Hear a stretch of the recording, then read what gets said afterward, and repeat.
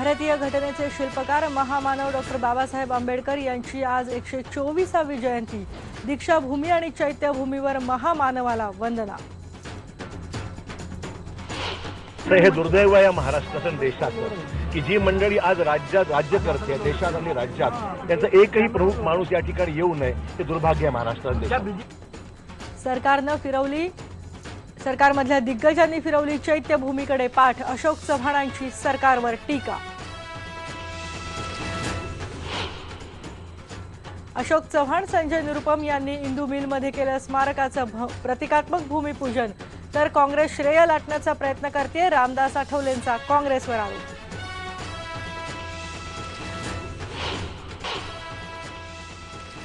मुंबईत अतिरेकी हल्ल्याचा गुप्तचर संस्थेने दिला इशारा। मुंबईसह राज्यात हाय अलर्ट।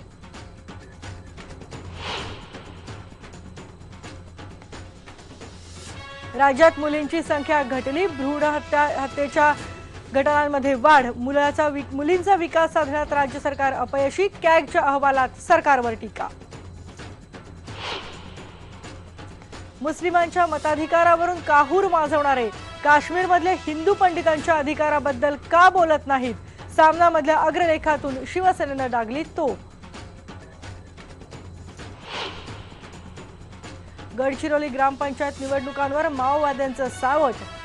43 ग्रामपंचायतींसाठी अर्जच आले नाहीत। तब्बल 225 ग्रामपंचायत सदस्य पदाच्या जागा राहणार रिक्त।